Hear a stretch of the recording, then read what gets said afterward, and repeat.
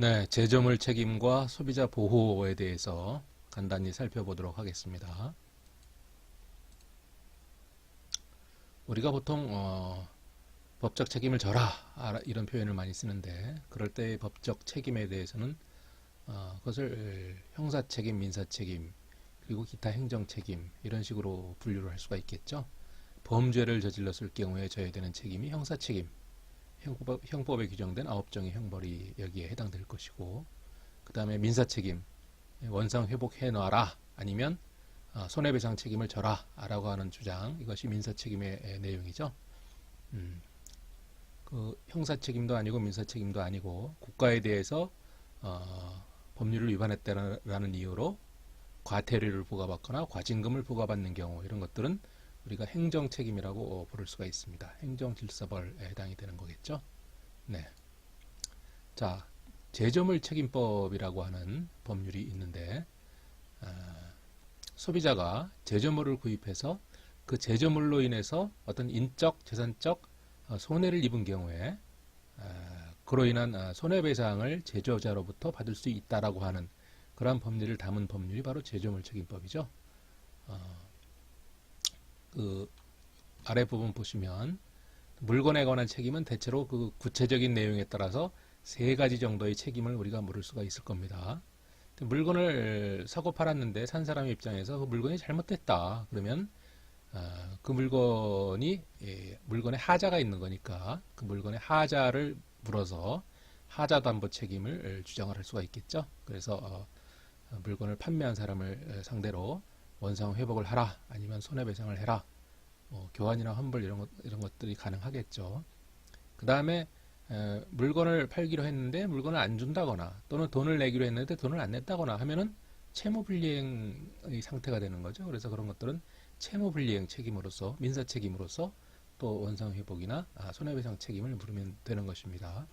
그 다음에 우리가 이제까지 배웠던 경제법상의 어떤 그 책임이 있겠죠. 경제법상 특히 뭐 할부거래법, 방문판매법, 전자상거래법에 의해서 7일 또는 14일 이내에는 목적물의 매매, 판매물에 대해서 아무런 하자가 없어도 청약을 철회할 수 있는 그런 권리가 법률에 규정되어 있습니다. 사실은 청약 철회라는 용어보다는 계약 취소라는 말이 맞는 표현일 텐데 우리 법률은 어쨌든 청약 철회라는 표현을 쓰고 있습니다.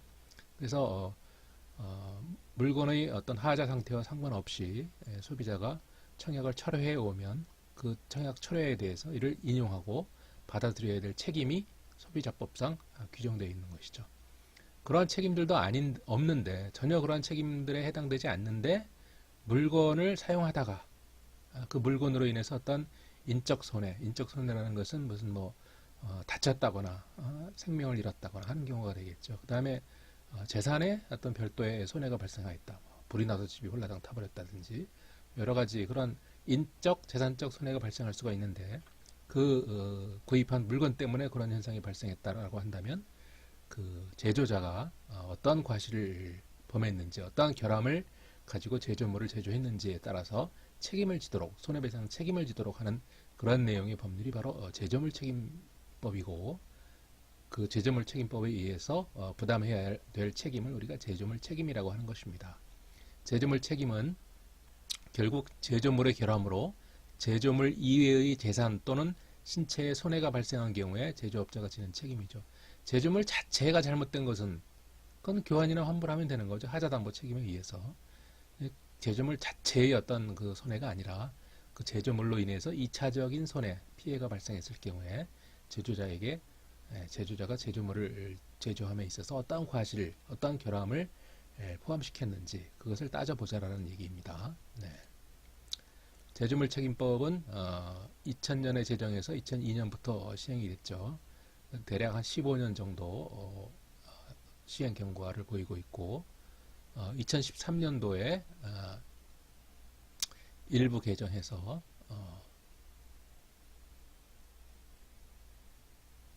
오늘에 이르고 있다가 최근에 그 가습기 살균제법, 가습기 살균제 사건과 관련해서 사업자에게, 제조자에게 특히 좀 무거운 책임을 지도록 해야 되겠다라고 하는 차원에서 단순 손해배상 제도가 아니라 징벌적 손해배상 제도를 도입하는 개정을 실시했습니다. 그래서 이것이 1년의 경과기간을 두어서 2018년 4월부터 실시되도록 되어 있죠. 그래서 아직 실시는 안 되고 있는데 중요한 법 개정이 있었습니다. 그래서 법률의 기본 구조를 보면 대략 8조로 구성된 아주 짧은 그런 법률로 되어 있죠. 그래서 이 법률에 규정된 용어의 정의를 보면 제조물은 제조되거나 가공된 동산으로서 다른 동산이나 부동산의 일부로 구성되어 있어도 역시 제조물이다 이렇게 선언을 하고 있고요. 그 다음에 제조물에 결함이 있다라는 표현을 쓰고 있는데 그 결함이라는 것은 제조상의 결함, 설계상의 결함, 표시상의 결함 이 세 가지만을 인정하고 있습니다. 제조업자라는 것은 제조물을 제조 가공한 사업자를 제조업자라고 하죠. 그런데 제조 가공하지 않았더라도 해외의 물품, 해외에서 제조된 물품에 대해서는 그 해외의 사업자에 대해서 책임을 묻기가 좀 곤란한 상황이니까 그 제품을 수입한 사람, 수입한 사업자를 책임을 질 주체로 규정을 해놓은 것이죠. 그래서 수입이라고 하는 그런 행위도 포함되어 있습니다. 그것을 제조업자라고 포함시켰다. 기억을 해야 되겠죠. 자, 그래서 결함의 종류, 제조물 책임법에서 규정하고 있는 결함의 종류는 세 가지가 있다. 하나는 제조상의 결함, 또 하나는 설계상의 결함, 또 하나는 표시상의 결함인데 제조상의 결함 말 그대로 제조하는 과정에서 어떤 결함이 포함되었는지 그 제조상 또는 없던 물건을 만들면 제조지만 있는 물건을 가공하는 경우도 있겠죠. 그런 상황에서 주의 의무 게을리해서는 안 되는 어떤 지켜야 될 의무를 다 이행했는지 그걸 주의 의무라고 합니다. 그런 것들을 봐서 제조상의 결함이 있는지 없는지를 판단해야 될 것이고 또 설계상의 결함 설계가 잘못되었다든지 이런 표현이 조금 정확치가 않기 때문에 다른 제대로 된 설계를 채용했더라면 이런 안전사고가 발생하지 않았을 텐데 그냥 잘못된 설계를 채용하는 바람에 결국은 그로 인한 제조물로 인한 문제가 생겼다라는 책임을 묻기 위한 것이죠. 그것을 설계상의 결함이라고 표현하고 있습니다. 마지막으로 표시상의 결함 합리적인 설명이나 지시, 경고 기타 표시를 하였더라면 이 제조물로 인해서 어떤 사고가 안전사고가 발생하지 않았을 텐데 표시가 잘못되어 있어서 사고가 발생했다. 그러면 이것은 표시상의 결함으로 인정을 해서 제조물 책임을 묻도록 이렇게 규정하고 있습니다. 자, 제조물 책임의 구체적인 내용은 뭐냐? 제3조 1항에 규정되어 있는데 제조업자는 제조물의 결함으로 생명, 신체 이것은 바로 인적 손해죠. 또는 재산의 손해를 입은 자, 재산적 손해 생명, 신체 또는 재산의 손해를 입은 자에게 그 손해를 배상하라 라고 하는 내용이 바로 제조물 책임입니다. 근데 단순히 그 제조물 자체에 대해서 발생한 손해는 제외를 해야 되겠죠. 그 물건이 잘못됐으면 물건을 하자담보 책임을 물어서 교환하거나 환불하거나 소비자 관계에 있어서 그런 표현을 쓸 수가 있겠죠. 그래서 제조물 자체에 대한 손해는 제외한다. 이 법에서 굳이 여기서 보호할 필요가 없다는 것이죠. 그 다음에 이번에 징벌적 손해배상 제도를 도입하면서 함께 새로 신설된 규정인데 이 결함이 있는지 없는지를 소비자가 이를 입증하기가 굉장히 어려운 상황이죠. 사업자가 제조하면서 어떤 과실을 저질렀는지 그것을 소비자가 알아내기가 거의 어렵습니다. 그래서 그런 단순한 사실만 입증을 해도 입증한 것으로 추정을 해주는 그런 규정을 이번에 신설을 했습니다. 그것을 결함의 추정 규정이다 이렇게 부르는데 제3조의 2조항을 신설한 것이죠. 그래서 제조물을 공급할 당시에 해당 제조물에 결함이 있었고 그 제조물의 결함으로 인하여 손해가 발생한 것으로 추정을 하기 위한 요건 세 가지를 규정을 해놨는데 그렇게 입증이 어렵지 않은 내용을 규정을 해놓은 것이죠. 그래서 첫째, 해당 제조물이 정상적으로 사용되는 상태에서 피해자의 손해가 발생했다. 그냥 그 물건, 구입한 물건을 사용했는데 이런 손해가 발생했다. 그 다음에 둘째, 이 손해가 제조업자의 실질적인 지배 영역에 속한 원인으로부터 처리되었다는 사실. 누가 봐도 이것은 제조자가 제조물을 잘못 만들어서 이렇게 된 것이다. 네. 세 번째로, 이 손해가 해당 제조물의 결함이 없이는 통상적으로 발생하지 않았다는 사실. 이 물건에 문제만 없었다면 이런 문제 저 안전사고가 발생하지 않았을 것이다.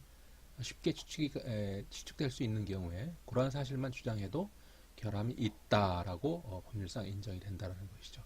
추정된다 이렇게 표현을 합니다. 그래서 사업자가 그렇지 않다라고 반증을 제시하면 추정은 깨지게 돼 있겠죠.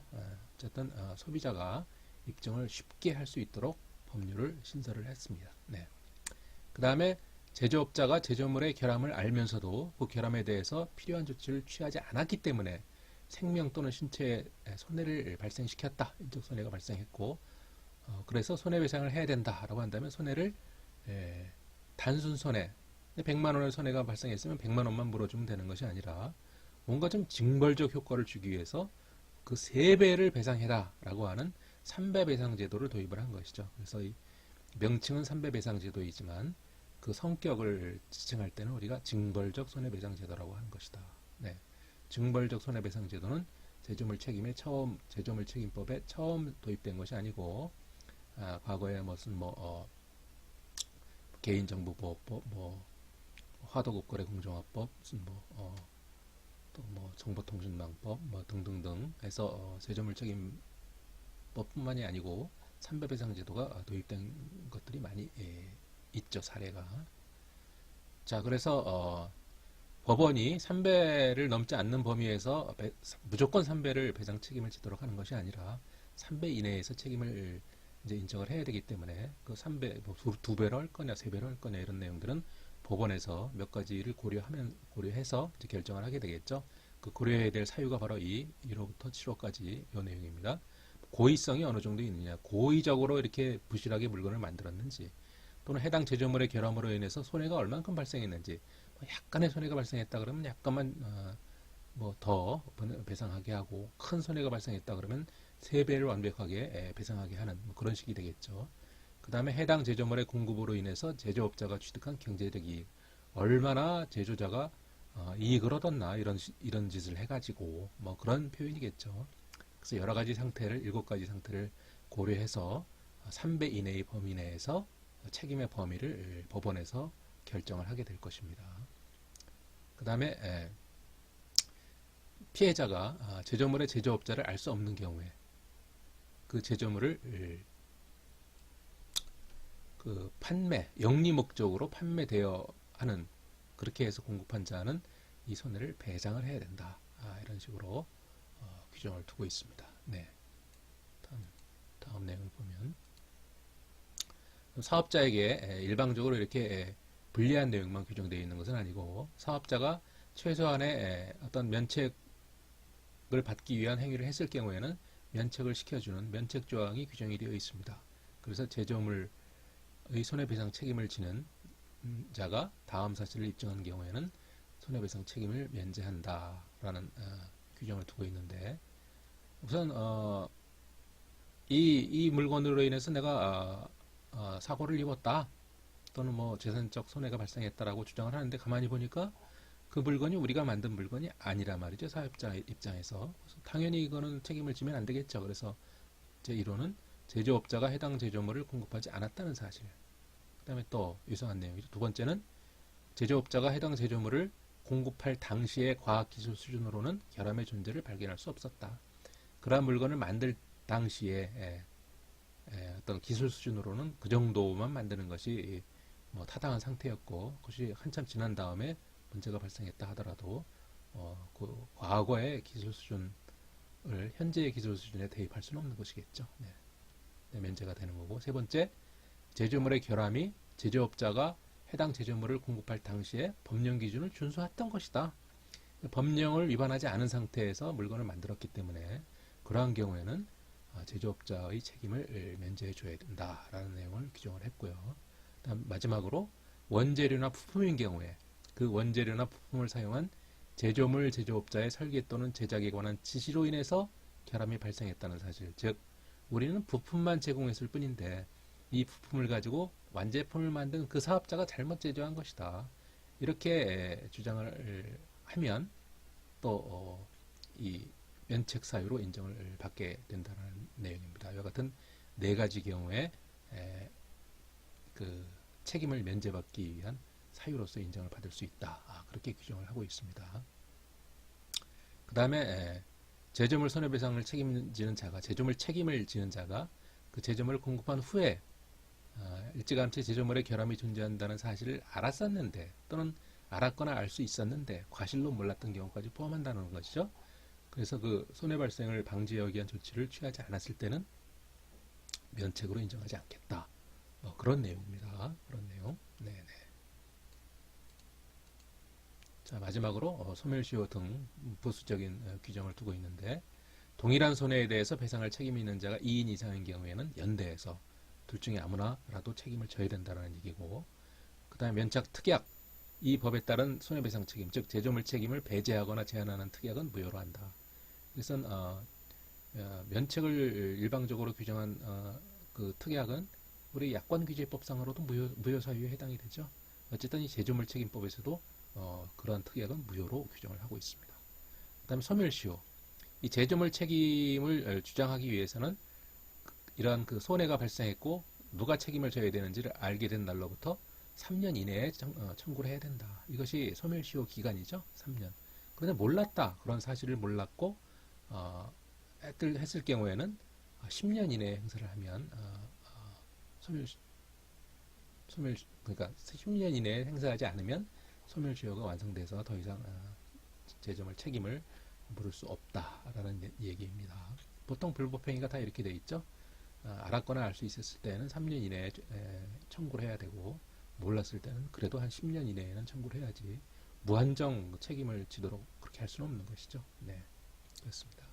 다음에 여기에 규정되어 있지 않은 나머지 내용은 민법의 규정을 따른다라고 하는 민법의 적용 규정을 마지막으로 해서 이 제조물 책임법은 그 내용을 다 알게 되는 것입니다. 자, 이상 간단히 설명을 한다고 했는데 좀 길어진 것 같습니다. 네, 제조물 책임과 소비자 보호에 관한 내용을 설명을 마치도록 하겠습니다. 네, 감사합니다.